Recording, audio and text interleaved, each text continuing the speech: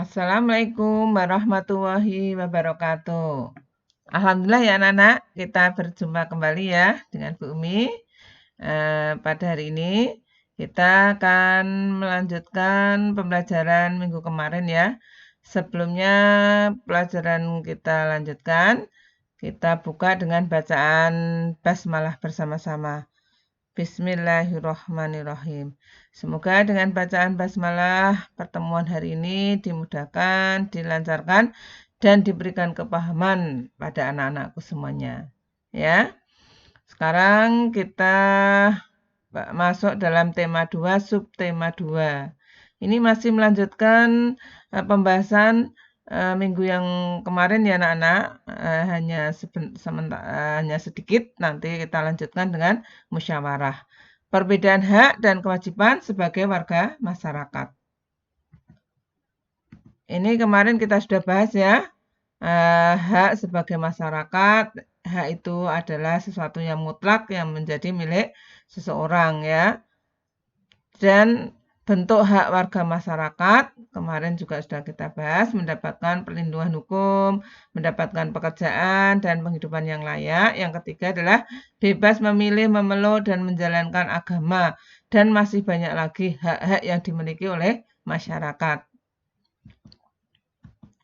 Terus lanjut kewajiban ya. Kemarin juga kita sudah bahas apa itu kewajiban, dan juga contoh kewajiban warga masyarakat. Nah, mematuhi aturan, norma yang berlaku, mengikuti kegiatan yang ada di lingkungan, RT, RW ya.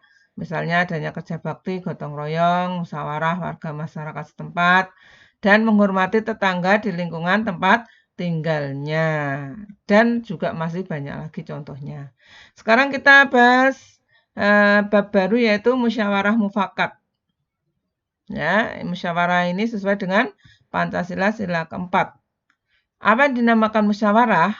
Ya, musyawarah adalah pembahasan bersama mengenai suatu masalah guna mencapai keputusan. Sedangkan mufakat itu artinya kesepakatan untuk melaksanakan hasil musyawarah. Jadi yang dimaksud musyawarah mufakat adalah perundingan bersama untuk memecahkan masalah sehingga tercapai keputusan bulat yang akan dilaksanakan bersama. Kita mengutamakan musyawarah dalam mengambil keputusan itu untuk kepentingan bersama, bukan untuk kepentingan golongan atau pribadi. Dan itu diatur dalam sila Pancasila sila keempat. Pengambilan keputusan harus didasarkan pada beberapa nilai penting agar semua pihak yang terlibat merasakan keadilan. Nilai-nilai itu adalah yang pertama, nilai kebersamaan. Maksudnya, pengambilan keputusan harus dilakukan secara bersama-sama, duduk dalam suatu tempat dengan tujuan yang sama demi kebaikan bersama. Yang kedua, nilai kebebasan mengemukakan pendapat. Bebas artinya tidak mendapatkan paksaan dari orang lain. Semua peserta rapat boleh mengutarakan pendapatnya. Yang ketiga, nilai menghargai pendapat orang lain. Setiap peserta rapat haruslah mendengarkan dan menghargai pendapat orang lain tanpa menyela orang yang sedang mengemukakan pendapat. Yang keempat, nilai jiwa besar serta lapang dada melaksanakan hasil keputusan dengan rasa penuh tanggung jawab. Adapun ciri-ciri musyawarah mufakat, ini bisa kalian lihat di buku tematik ya. Di sana juga sudah lengkap tentang ciri-ciri musyawarah mufakat. Yang pertama adalah sesuai dengan kepentingan bersama. Yang kedua, usul atau pendapat yang disampaikan mudah dipahami dan tidak memberatkan. Yang ketiga, dalam musyawarah, pertimbangan moral lebih diutamakan dan bersumber dari hati nurani yang jujur.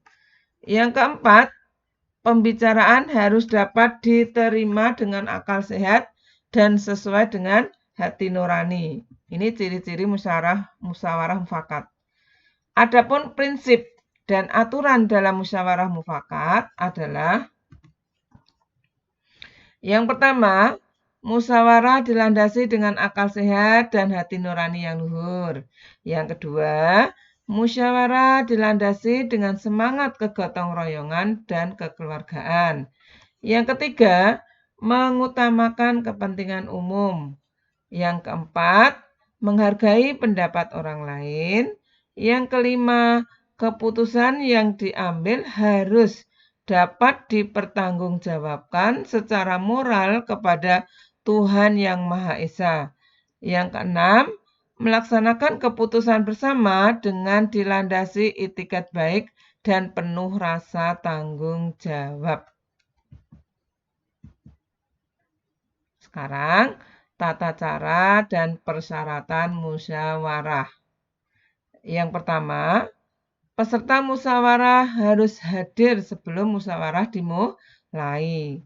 Yang kedua, musyawarah dimulai jika peserta musyawarah telah mencapai quorum. Quorum itu apa? Quorum adalah penetapan jumlah minimum anggota yang harus hadir pada saat musyawarah.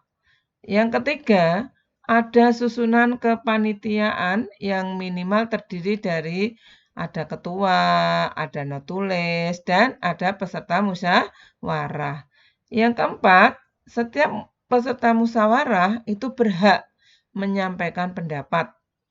Yang kelima, setiap peserta musyawarah harus menghargai pendapat orang lain. Yang keenam, pendapat yang disampaikan harus dapat diterima akal sehat, tidak untuk kepentingan pribadi atau golongan, tidak menimbulkan perpecahan, sesuai dengan norma dan tidak menyinggung perasaan orang lain. Paham ya anak-anak? Sekarang cara-cara mengeluarkan pendapat yang baik. Yang pertama, mengacungkan tangan sebagai tanda izin bicara. Yang kedua, berbicara setelah dipersilahkan. Yang ketiga, kalau ada yang berbicara, menunggu sampai pembicaraan selesai. Yang keempat, bersikap sopan.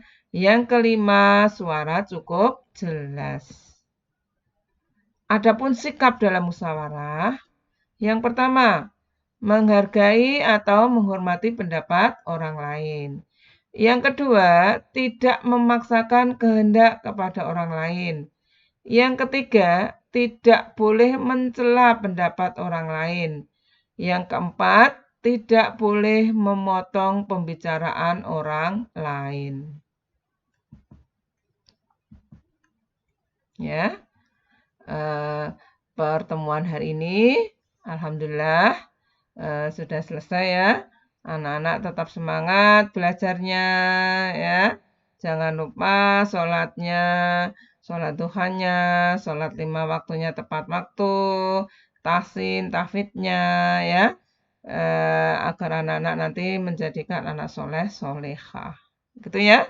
Apabila ada kata yang salah dari Bu Umi mohon maaf. Jangan lupa ya, jaga kesehatan dan jangan lupa berdoa.